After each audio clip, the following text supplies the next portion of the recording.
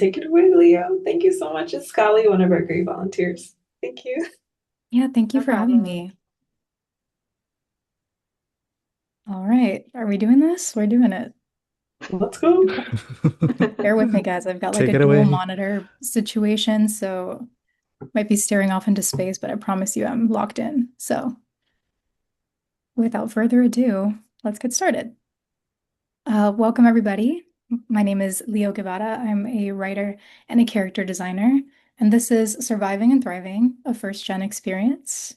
I'm really excited to be here today and hopefully get to share some of what I've learned this past couple of years with you all as an artist, a writer, and a human. So let's get started.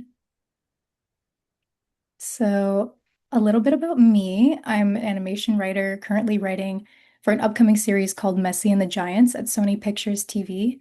And yes, that's Leo Messi as in the soccer player, which is super exciting. Earlier in my career, I was a character designer and creative intern at Disney TV on a show called The Owl House, as well as the co-director of the animated short film Forget Me Not back in 2021. And aside from my professional credits, I was published in Kidscreen Magazine's Diverse Voices and also participated in Netflix Career Foundation's program, as well as created the community zine project Chosen Name. I was born and raised in Miami, Florida, and I've included the rooster so you can get an immersive feel for what that was like. I went to school in Orlando, which was about 4 hours away, but then I moved to Los Angeles about 4 years ago. And I'm Cuban, like Mr. Worldwide, Dale. And I also identify as non-binary. My pronouns are they, she, or ella in Espanol. And I am also on the autism spectrum. All right. So I come from a family of Cuban immigrants. My parents and the rest of my elders were all born on the island, and I was born in the States.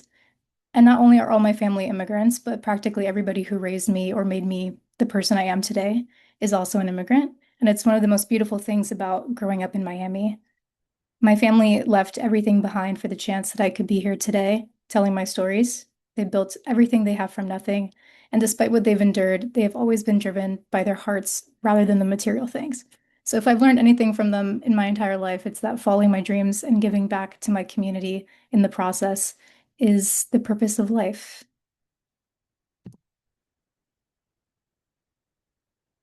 Alrighty. For the longest time, I struggled to figure out my place in this industry. I found myself constantly wondering why I felt like I wasn't doing enough despite working as hard as I possibly could. And when I wasn't comparing my timeline to that of others, I was confused at why advice from professionals often felt inapplicable.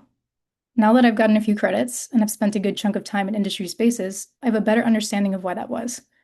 Many of us from underrepresented communities lack mentorship that centers our experiences. Mentorship that accounts for financial, geographic, or even social barriers that we might encounter while pursuing a career in entertainment.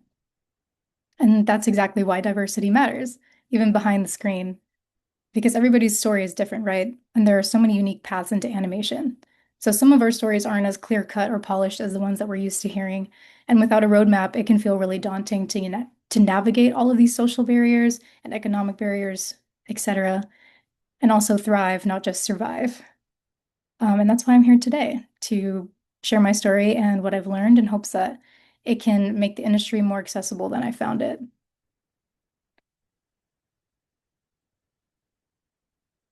So, why do I do what I do? Well, because animation was everything to me when I was a kid, and it still is. It's a versatile, visually stunning, powerful storytelling medium that's able to translate the human experience through moving art. And so, as a kid who was drawing and writing from the time that I could hold a pencil, it was my favorite thing in the entire world and also the coolest thing I had ever seen. But I always wondered why I never saw characters that looked like me in any of my favorite movies or TV shows. And believe it or not, there was not a lot of representation for queer Latino autistic kids. So that's why now I aspire to write and create characters reflective of the diversity within my communities. These are some of my original characters that I've designed in recent years. My culture is a product of blended influences, so my design work is heavily inspired by that.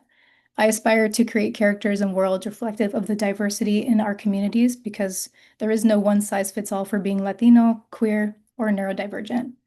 Each of us has a unique perspective to bring to every story that we tell. And for me, it's telling stories through the lens of spooky fantasy adventures inspired by my Caribbean roots.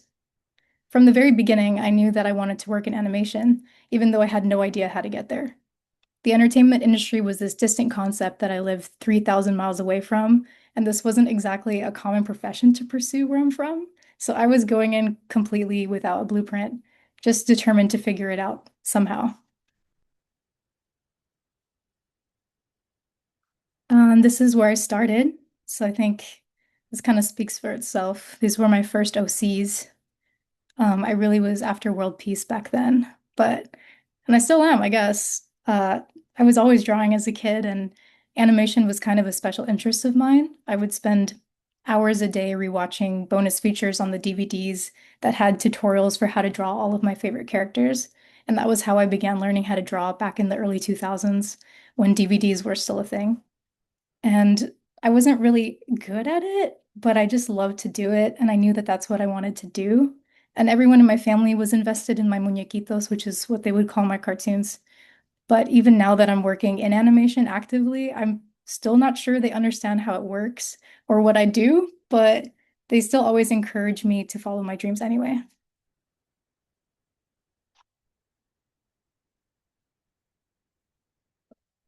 All right, story time. Act one, accepting the quest. And I hope you guys enjoy these little graphics that I've made. Here we go.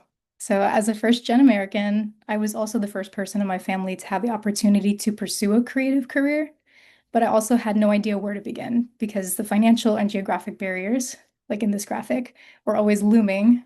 But even before I could tackle those problems, I still had to get through school. So, after surviving middle school, I auditioned for a bunch of art magnet high schools, all of which I was rejected from, with the exception of one that I was also rejected from the first time. And to quote my guidance counselor, she said, I lacked formal training and was artistically behind the other students in my grade, which made a lot of sense, honestly, because I had no fine art experience whatsoever. This is what I was drawing instead. I actually had a little business going on when I was younger. I would make Pokemon cards and trade them for real ones. So clearly, I had a lot on my plate. But about a week after the initial rejection letter from that high school, they called me, and apparently the art teacher overseeing the auditions found my unconventional approaches refreshing and then saw potential in me. So they gave me a chance and I got in.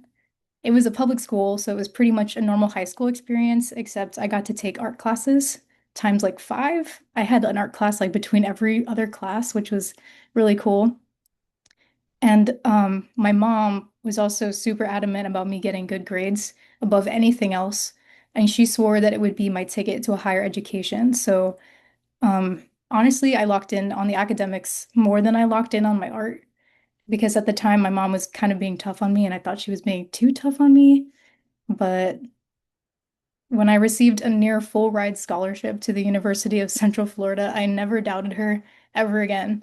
Um, she knew what she was talking about, but I'm really lucky that I locked in on my school studies because I was able to attend a university.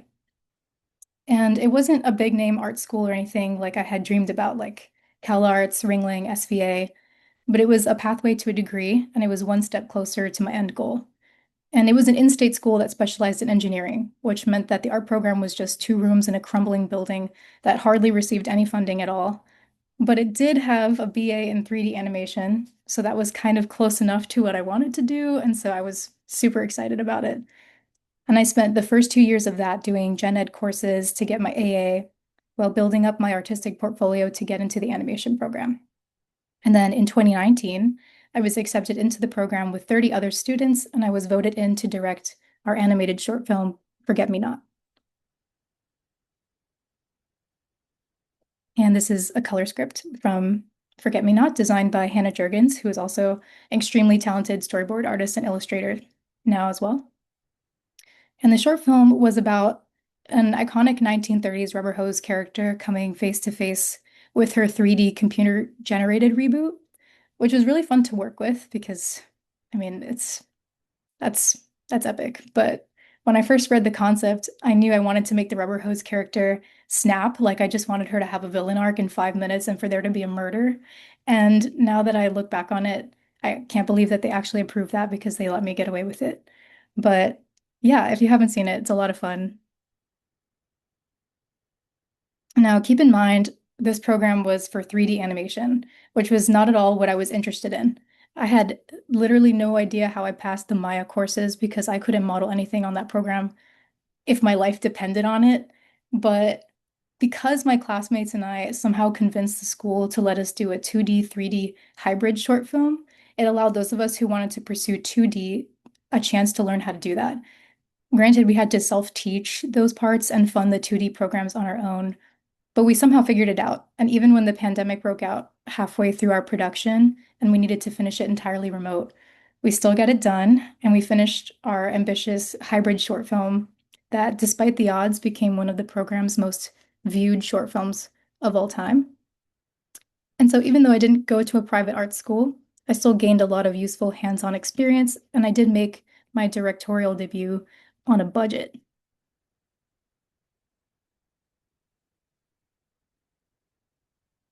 Okay, so I graduated. But the world is different now.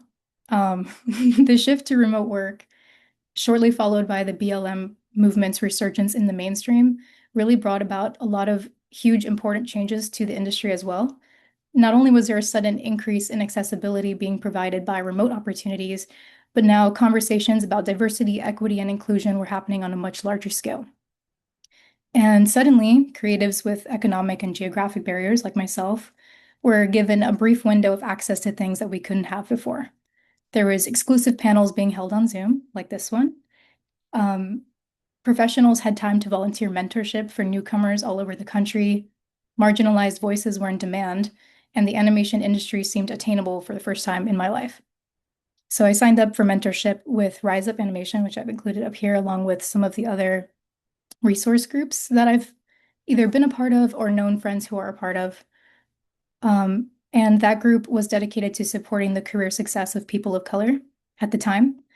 And there I got help with my resume and advice for writing cover letters for my internship applications. I also attended a Disney TVA panel that was hosted by QTAG, which was the Queer Tag Committee. And I was able to reach out to some of the recruiters on the panel after that, which I didn't really think much about at the time, but shortly after I graduated, my life changed when I got a call from the same recruiter offering me a remote internship on a show called The Owl House.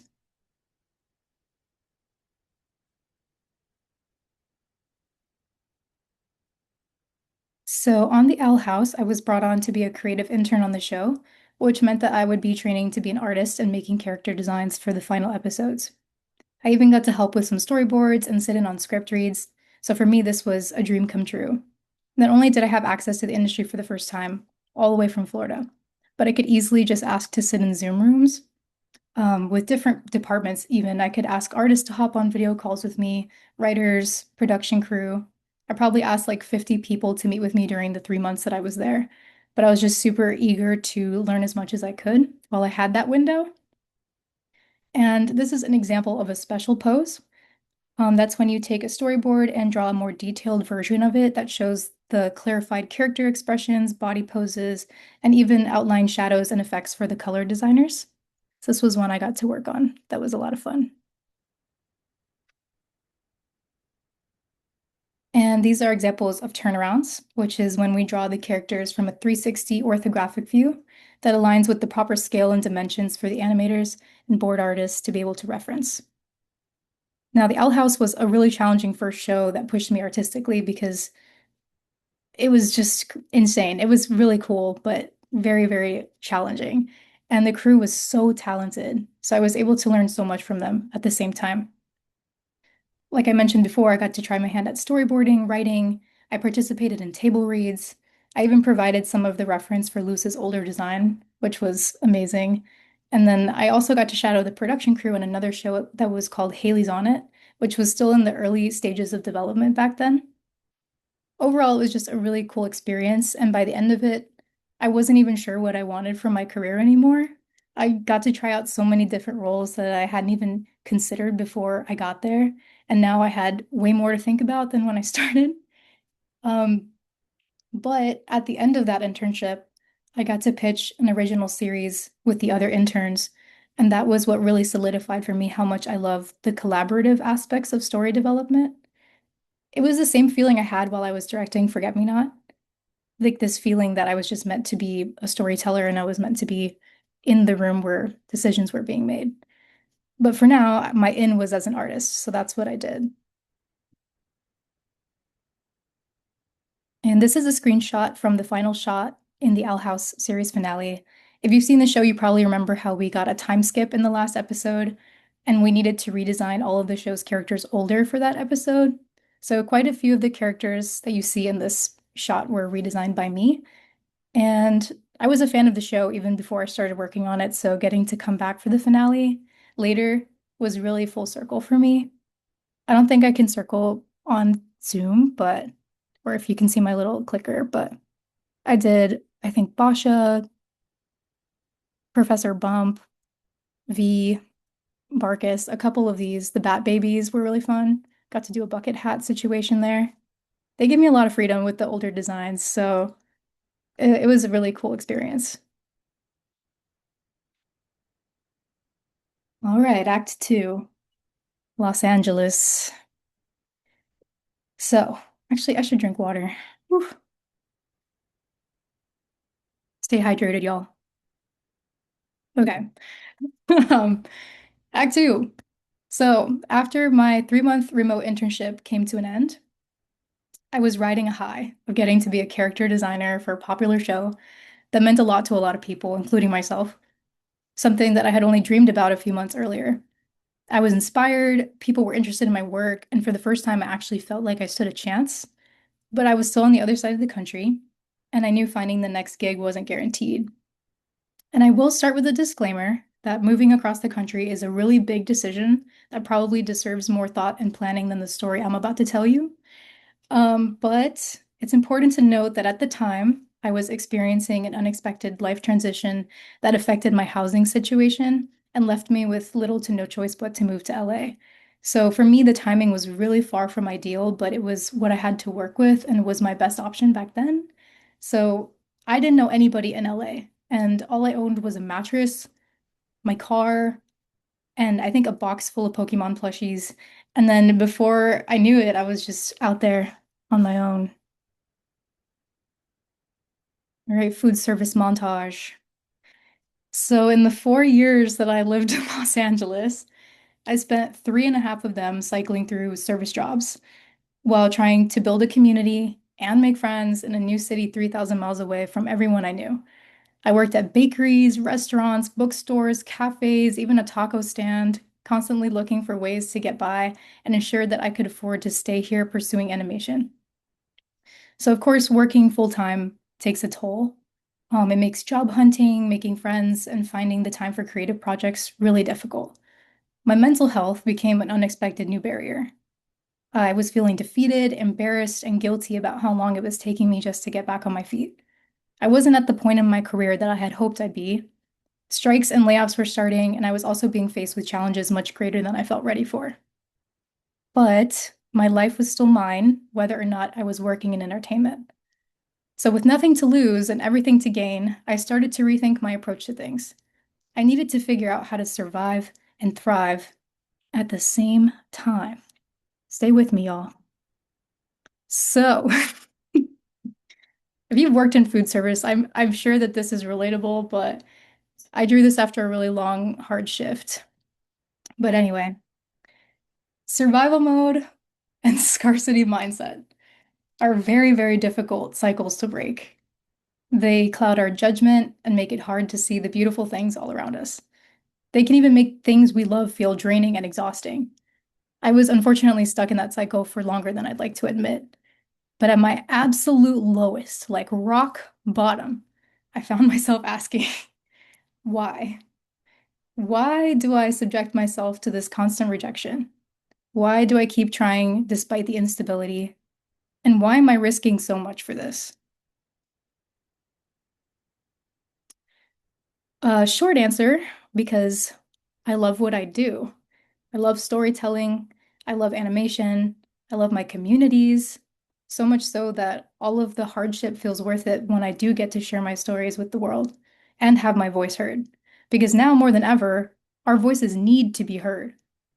I keep referencing images of the Super Bowl halftime show because it really is the perfect example of what I'm talking about.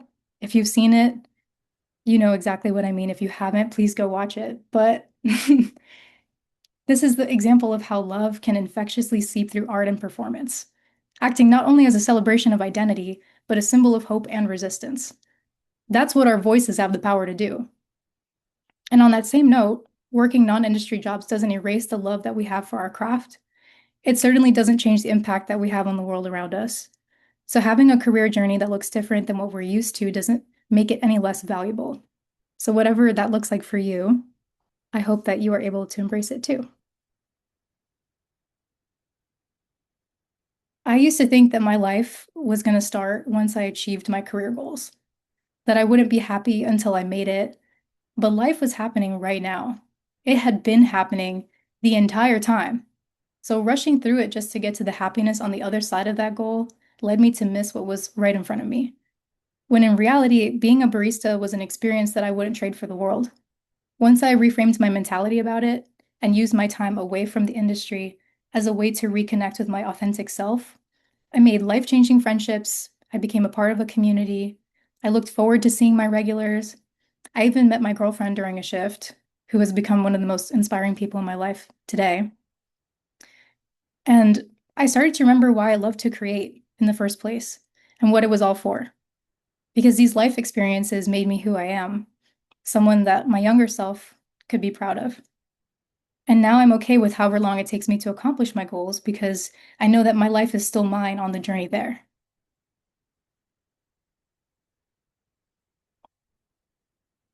Water break. Whew. And I might always need to work in order to get by, but so did those who came before me. I am proud to come from a line of people who never gave up fighting for what they knew was possible. All of these experiences and challenges are interwoven into the fabric of my being and the tapestry that is my journey.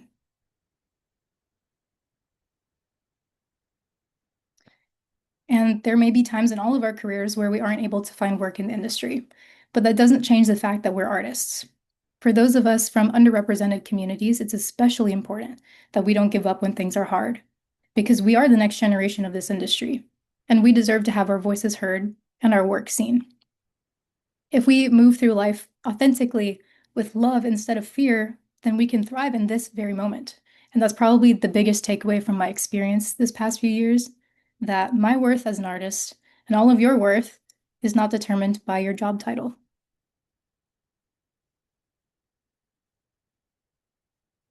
So then it hit me, right, that maybe my journeys aren't separate things at all. Accepting my circumstances helped me realize that my personal journey and my career journey were interwoven.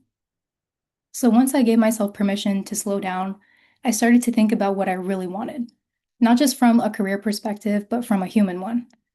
I love drawing and designing characters, but something still felt like it was missing. I still yearned to be in the room where the stories were being written. I wanted to make the things that inspired me and inspire others as well. And I still wanted to be a writer. Or maybe I had already been a writer, and I've been one this whole time. I'd written all of the stories for the characters that I drew. I bounced story ideas with friends just for fun. I had written poetry and songs to process my feelings throughout the past few years. And as an autistic person, scripting conversations and studying dialogue helped me blend in socially. These were all inherently things that made me who I was.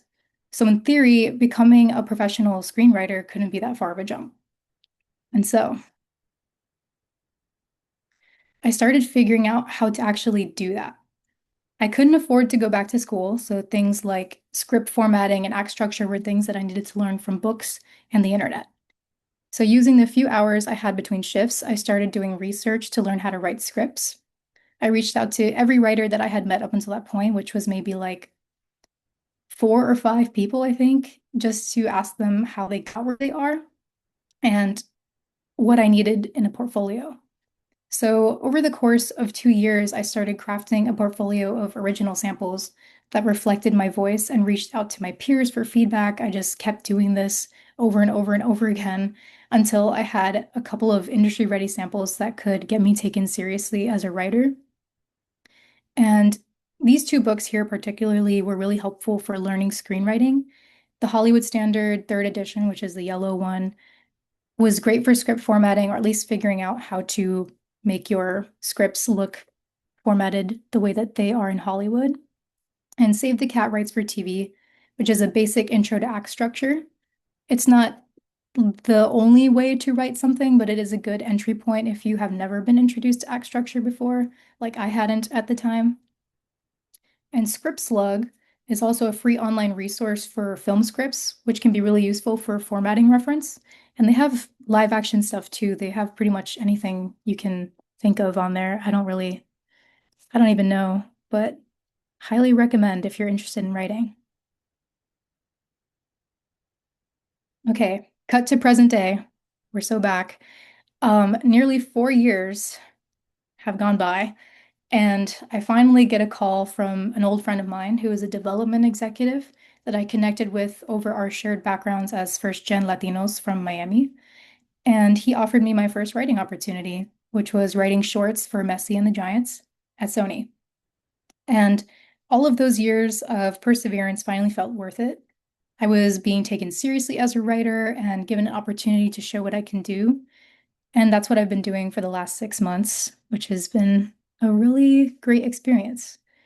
And this also goes to show how anyone you connect with along your journey could be the one to hold that door open for you, even years down the line. Creating authentic connections with people and members of your community is one of the greatest resources that we have at our disposal. And it probably goes so much further than surface level networking. If you can genuinely connect with people on a human level, A plus. And yes, I am still a barista. Um, so tomorrow is actually my last day at Sony, and I am once again on the search for what comes next in my writing career. But now I'm also less afraid of the uncertainty because no matter what happens, I know that I deserve to be here, and we all do. It's only a matter of time for all of us, and all we can control is whether or not we keep trying. And even between industry jobs, we can work on creative projects, devote time to our artistic communities, start new hobbies that keep our creative minds thriving.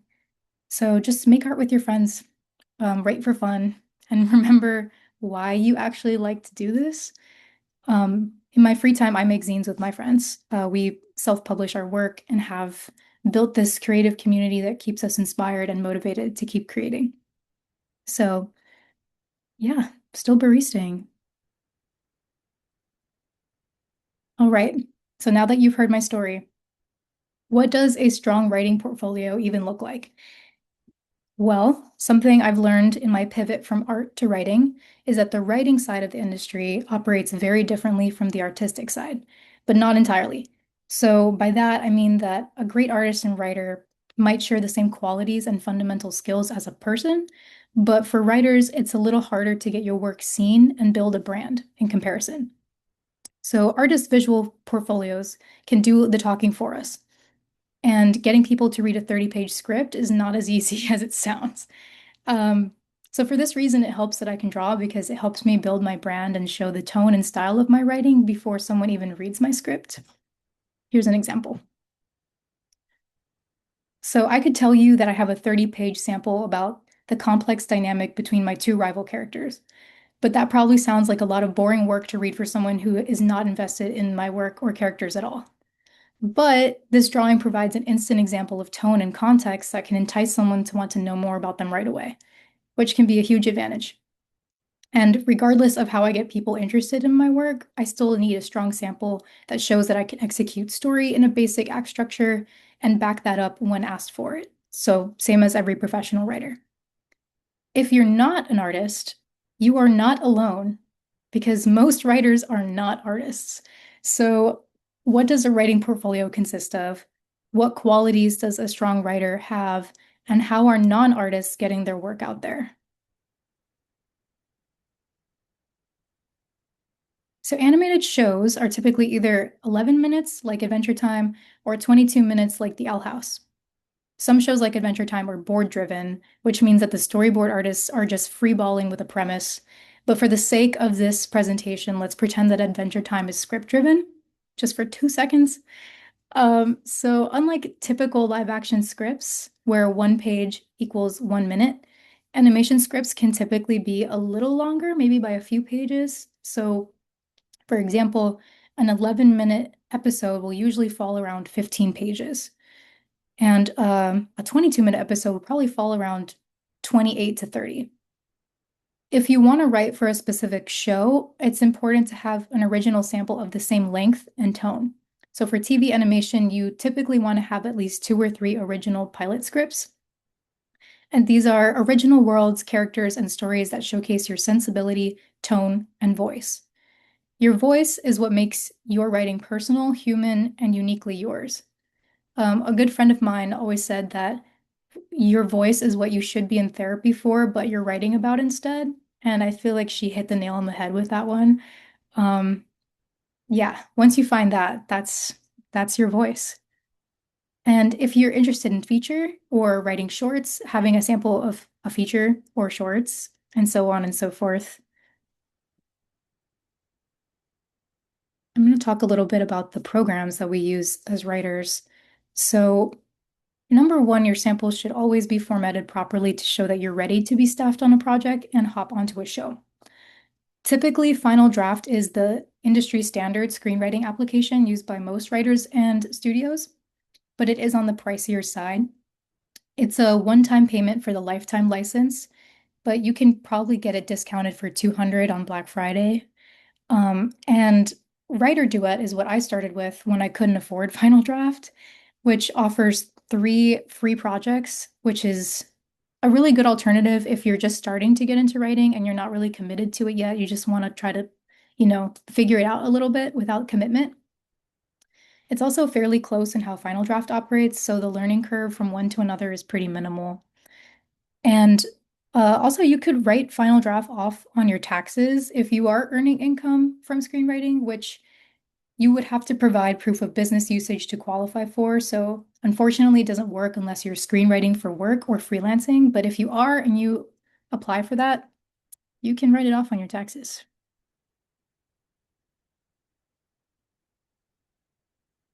And here's an example of a formatted page from Legend of Korra. Now, some writers like to have a bunch of different samples in different genres and audiences to show their range and broaden their net for job opportunities, which is totally valid. I personally think that writing what you like and specializing in a specific zone can make branding easier and increase the chances of you getting staffed on something that you actually want to write on. So, if you want to write on something like Legend of Korra, for example, having an original sample that reflects your ability to explore extensive world building, lore, fantasy, things in that range for the same general age range will go a long way. And you'll likely get staffed on a project like Legend of Korra at some point if you just keep doing that. That's kind of how I operate as a writer.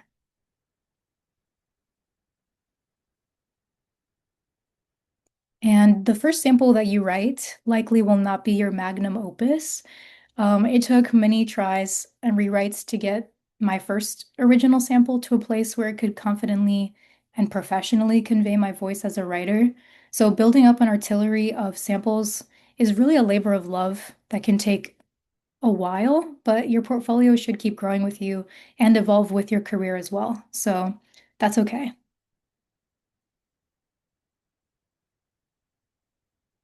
And regardless of which specialty you want to pursue in animation, the same key ingredients can be extremely helpful for artists and writers' careers to flourish, or as I like to call them, the animation professionals' infinity stones. Collect them all. So, perseverance. Uh, Keep creating despite rejection and industry lows because it's a tough time. You got to persevere. Um, the portfolio, second, have examples of what you can do ready for when opportunities do arise. So just being ready when that window opens. Patience, because being at the right place in the right time is a huge part of being in this industry. Community, so forming a network of trusted individuals with shared values that you genuinely like and are inspired by. And this can take years to build up a solid network, but I really do encourage you to take your time in finding your people because this isn't just working professionals, but your peers as well. These are people who can uplift you, hold doors open for you, be your sanity during really insane times. So, community. And lastly, audacity, because knowing who you are and making bold, creative choices that reflect your truth goes a really long way here. Now, if you are interested in self-teaching, I've included some resources and tips to consider. Number one would be connecting with peers and building a creative community. Once again, relying on one another for feedback, accountability, and inspiration, because we are our greatest resources. Most of the time when I first started, I could only get feedback from friends and people I already knew because that's just, that's how it is. So please rely on your friends. Um, Depending on your specialty, there are a lot of free YouTube resources. So anyone who has been on YouTube knows that there's so much rabbit holes you can go down, but sometimes you find a good rabbit hole and they do have some pretty interesting tips for you there. So shout out to the independent creators who make their resources publicly accessible. Highly recommend that. Also, many animation professionals offer their own courses too for probably about as much as a singular college course costs, maybe even less. So if you do have some extra cash, that's something to look into now, especially now that people are doing that as side hustles. Check out books or buy books about your specialty. So like the ones that for writing that I brought up earlier, there are a lot of great resources. So you can check your local libraries. You can just hang out in the bookstore. I used to work at Barnes and Noble, so that's what I did on my breaks was I kind of just like took advantage of the fact that there were books there. But yeah, you don't even have to buy them. Like you could just sit in there um, and read them. So, and lastly, trial and error, because it is a canon event and you cannot skip that cutscene. Part of self-teaching is allowing yourself to fail a lot because self-teaching takes much longer, and that's a totally valid way to learn a new skill, but it does take a lot of time and patience with yourself and your practice. So, with enough fine-tuning, it can be a perfectly viable way to learn a new skill. Aha, financial barriers. So, where do I even begin? Um, if you're like me and you did not come from a trust fund, likely these will be helpful for you. So if you're looking to go to school and that's something you actually really want to do, I do recommend looking into applying for scholarships. There's a lot of them that are out there and you never know what you could qualify for, so it's worth giving it a look. I also recommend considering cost-effective alternatives like community college, public universities, or even self-teaching. Having a secondary resume for service roles, retail, or any other work experiences that you have. You will likely need to work non-industry jobs between gigs to pay bills if you do struggle financially. So having that ready to go is so helpful. Creating a savings account, even a simple $25 a week will eventually add up over time and can potentially help for a medical or car-related emergency if it comes up. And lastly, just saving where you can. So thrifting your clothes, living with roommates, rationing groceries, selling things you don't need. To put it into context for those of you who are considering moving to Los Angeles, for me, 2 weeks of work at a full-time minimum wage job with tips is roughly 1 month's rent for me. So I live in a two-bedroom with a roommate, and that's 2 months is my rent. So, or 2 weeks is my rent.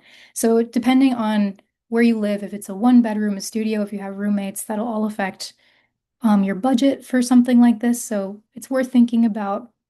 And that's not accounting for groceries, gas, insurance, electricity bills, therapy, et cetera, et cetera. So,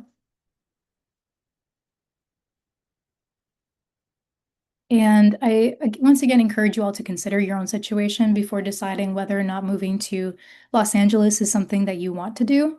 because it is not the only option, and there are still some places that hire remotely, so it's worth checking that out. But if you are, and this is something that you really want, um, here we go. There's no shame in working other jobs because the industry is going through it, and it does not make you any less of a creative individual. Finding roommates with shared interests can help keep you motivated and inspired, and also keep your rent slightly more affordable. My roommate also works in animation, so I didn't know them when I moved in, but it's great to have someone who knows about the industry and sort of we can bounce ideas off one another. I can see what they're working on and vice versa. So look into that. Anticipate an adjustment period because moving to a new city can be really difficult. So being patient with yourself as you adjust, build community, and recover from burnout. Check out Discord servers and newsletters that have mixers and community events in your area, not even just plain industry. For example, I go to open mics with a poetry group. I dance salsa and bachata at events hosted by a queer Latin dance group here. Um, and I also do Chosen Name, the zine project. So just having communities that you can reach out to and see what's happening can be really helpful if you move to a new place. That's how I made a lot of my friends. If you are able to adopt a pet or match with a therapist to help with difficult transitions, it'll make a really big difference for your mental health. I had both a therapist and a cat. Once I had enough funds to do so, it probably took a couple of years to get to that point. But for me, transitions can be really hard as an autistic person, so I need extra support in those areas. And if you're also neurodivergent, your unique needs could be something to consider as well before you decide to move across the country. And lastly, trying new hobbies outside of animation to maintain your sanity. So, keeping a good work-life balance, so underrated. It is the key to avoiding burnout, and I swear by that. Oh, and that's my cat. That's Cora. Yeah, as in Legend of. She's beautiful. I love her. Uh, she's a star. Okay. And here we go. Cuando uno de los nuestros llega, llegamos todos. When one of us makes it, we all do, because we all play a part in making this industry more accessible. And there are so many ways that we can each make a difference and do our part in making entertainment a more accessible career path for the next generation of creators. So, helping each other out on passion projects, reading each other's samples, boosting each other's work, keeping each other in mind for opportunities, and just relying on your community. If you've already broken in and you are a working professional, giving back when you can, because we need to make sure we're actively sharing what we learn and our resources throughout our journeys in order to uplift one another. So you might be in the perfect position to hold the door open for someone else already and support their career journey. So something to keep in mind. And of course, advocating for diversity and inclusion in your creative spaces, just standing up for one another and standing together because we cannot wait for the change. We need to be it. And I'll leave you with this thought, which is that we should not just be in the room, we should take up space in it. Thank you.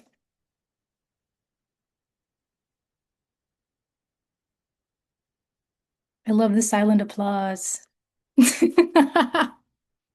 This was such a wonderful experience looking at the slides that you have given us. Oh, thank So you. helpful, realistic, and giving back to us as a community is really, really amazing.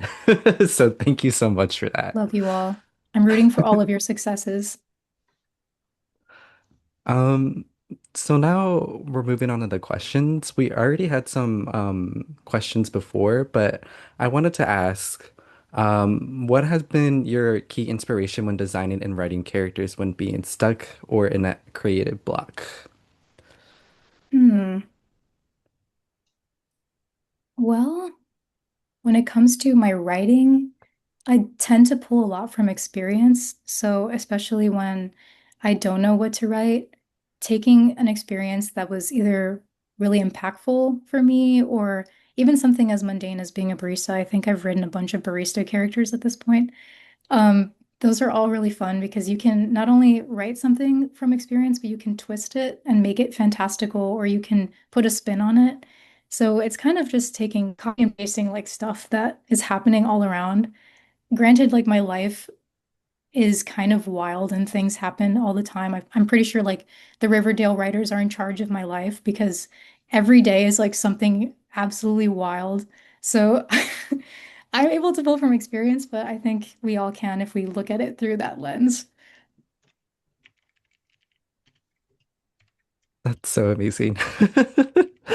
Um, I guess another question that I could also ask is something about related to AI, actually. How do you work Shoot. in areas that so heavily taken over by AI characters design or ChatGPT scripts? Good question. I don't know if this is an answer, but I kind of avoid those spaces altogether Mm, if I can. But I haven't worked in an environment that's heavily using AI or anything like that.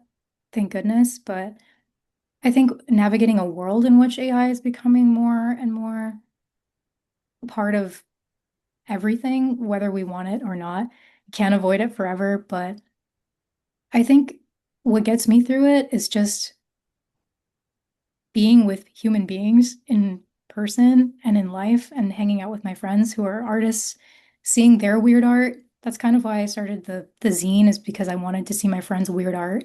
And we just started putting it all together so that we could constantly be making stuff that was fun and exciting and not slop. So I think just remembering who you are as a creative and doing the things that you love is also a form of resistance for things like that because I think even at the end of the day, if studios choose to use AI, they will ultimately see that it's not it's not what animation is and it's not what humans can do. Because that's really what adds the heart to these stories and especially with writing. Like you can't you can't artificially produce culture, you can't artificially produce like heart, experience, things like that. There's a lot of niche to being a creator. And I think the niche is where we thrive because at least AI has not been able to tackle that yet. So, did that answer your question? yeah. Okay, awesome. Super interesting, interesting. I know during the presentation you touched upon going to mixtures and social events. What was your first experience going to LA and going to putting yourself out there? Were you nervous? Are you more of an introvert or extrovert? Share your experience. Oh my gosh.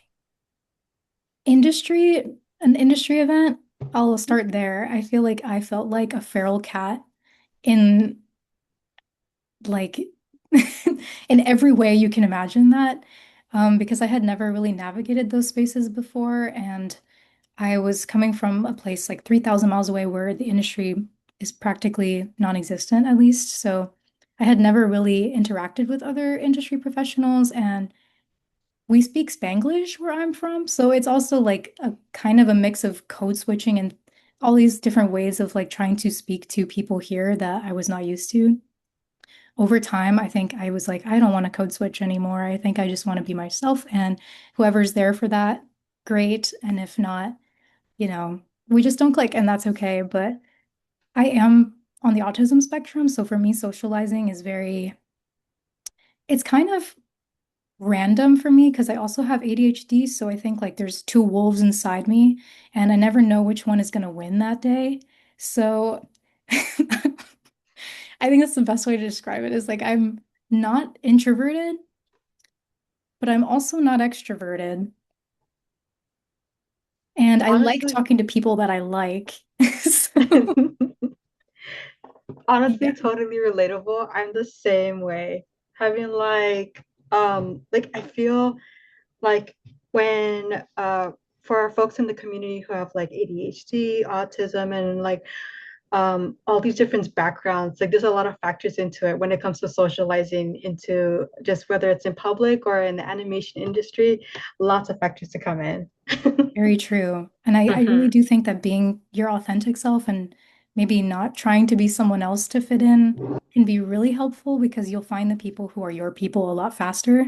If you're exactly who you are right from the beginning, there's kind of like, if they like you, they like you. And if they don't, that's okay too.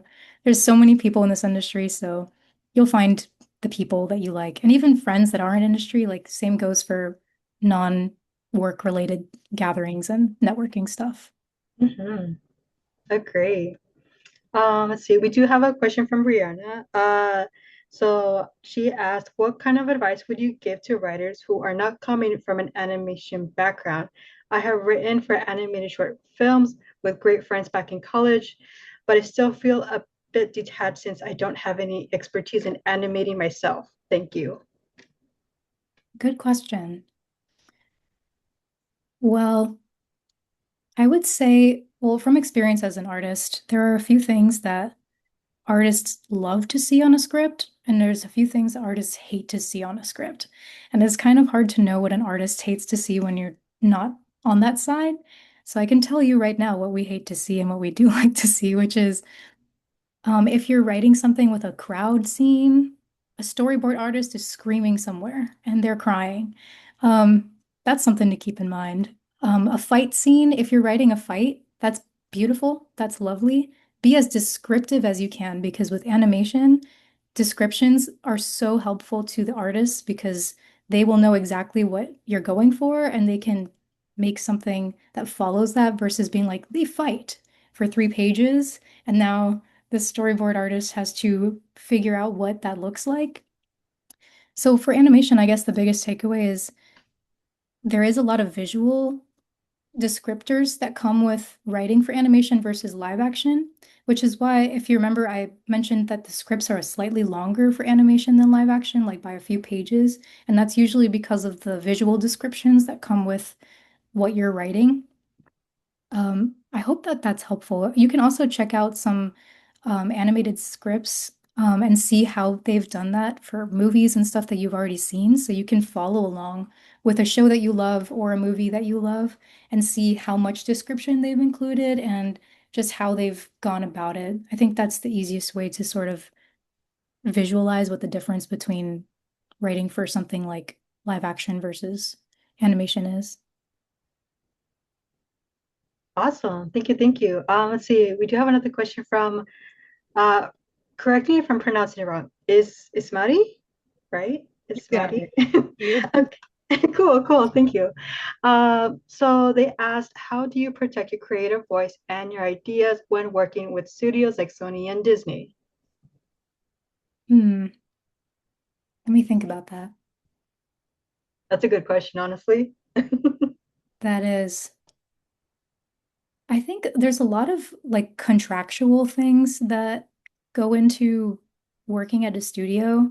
And I think when you start working for a studio, you sign a lot of NDAs and a lot of like protective clauses too. If we're talking like an actual, how do I protect them?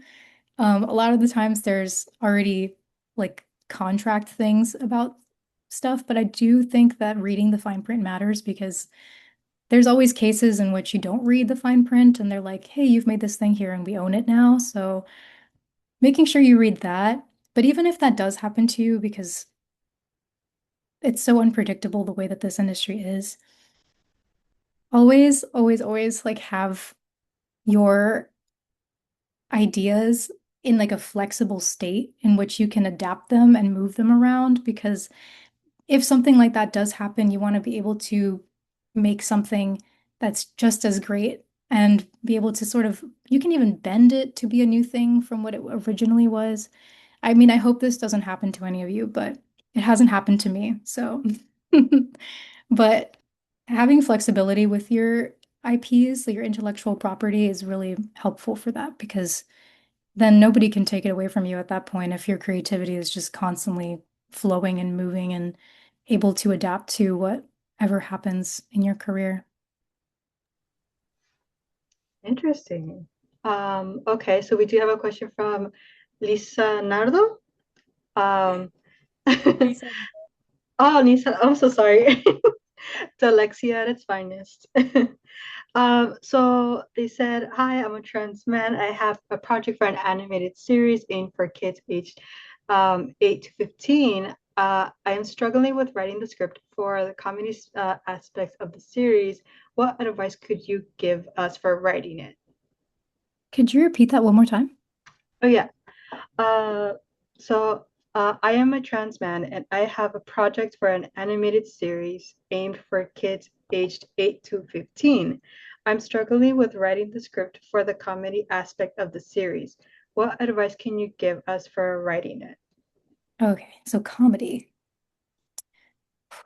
I think comedy is such a personal thing. Like, it really, everybody's humor is so different that I think the best way to write comedy is to write what you think is genuinely funny or what makes you laugh. Um, I think that's probably the most, yeah, that's probably the best way to do it. If you're not someone who considers yourself a funny person, I think you're selling yourself a little short because I think everyone is so funny when they let themselves be. There's a lot of nicheness to humor and comedy as well, especially for that age range. I think you can get away with stuff as well too because kids are really smart, teens are really smart, and I I think like learning if you have any teens in your life or if you have a kid in your life, talking to them actually goes a really long way. Like for example, my girlfriend's sister is 10 years old, and I haven't spoken to a 10-year-old in probably like 15 years at this point. So talking to one was like, oh my gosh, what is 6'7"? Like I don't even know what that is. Um, so like not that you should be writing about like 6'7" in your script, but just knowing what kind of niche things make them laugh, or if it's even like a dry humor or just a random humor, if it's something that is stemming from something else or is just completely something you didn't expect. I hope that's helpful. I mean, I haven't talked to a 10-year-old in a really long time, so it was really enlightening for me.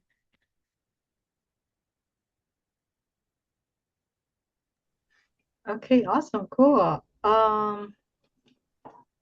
Let's see. So Iris asked, what kinds of programs, animation, drawing, etc., have you worked with during the time of these projects? So, okay, I guess I can go in a timeline. Well, when I was in school, we did like 3D animation, so that was like Maya, Blender, things like that. I honestly don't know a lot about those programs, even though I majored in it. But those are like the 3D animation ones. Um, for like character designs, it was mostly done in Photoshop for Disney TV. I think Photoshop is pretty industry standard for background designers as well and color designers. Um, I I'm trying to think of what my roommate uses for storyboarding. I think they are using like, I'm not going to say anything because I'm not totally sure, so I don't want to spread misinformation. I am not a storyboard artist, but I know at least for the design side, like character design background, all Photoshop. For writing, we use Final Draft. I've really never used anything besides Final Draft professionally. Um, yeah. And a lot of the times people are using Canva too for things like putting pitches together. Even like on the development side, I see Canva being used more and more as like a program that people are using for things like that. Thank you for this. So we are gonna end the panel soon, but I am gonna take one last question from Brianna. So they said, last question for me. Thank you so much for answering the first one. I see many indie animated projects online who are searching for many positions except writing. What are some of the best places to search for teams or artists in need of writers? That's a great question. I'm going to be honest with this one. Most of the opportunities that writers get come to us. And when I say that, I just mean like it's usually from someone you already know that's reaching out to you about the project. And I know that sounds like insane. And I thought it was insane too when I got here because I was like, if I don't know anyone, how am I supposed to get a job? Um, and that's where the networking and the building of the community comes in, especially for things like this, because having a very clear voice as a writer is going to be something that sticks out when someone's like, I'm thinking of, I need a writer for this project, and it's like super fantasy Caribbean project. And they're like, who can I possibly in this world reach out to? There you are, like me. So things like that, I think it usually does come to you, but if you're looking for like just shooting your shot is so valid and I think worth it to even go for it because sometimes you really never know how studios are operating or what's happening on their end. Um, I see a lot on LinkedIn, like just in general, and they're kind of random. I don't know how much is like algorithm and how much is recent. So sometimes it'll give you something from like 2 months ago. So check that. But Discord servers, usually for these resource groups, have a channel for job postings too. And some of the ones that I've been in have features where you can like specify your specialty and then they will tag those specialties so you'll get notified when there's like a character design position posted and you're a character designer writer. So I found things to apply to through that. But I'd say typically like knowing people and meeting people, getting them to read your stuff and reading theirs is a good trade-off. And that'll eventually pay off, I promise you.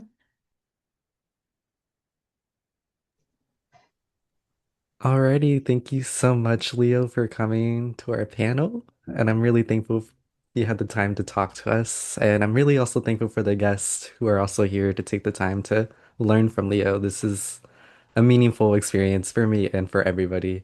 And I'm really Yeah. happy. Thank you for having me. This was Yeah, amazing. yeah, of course. Oh my Yeah. gosh, I just saw the chat. Thank you all.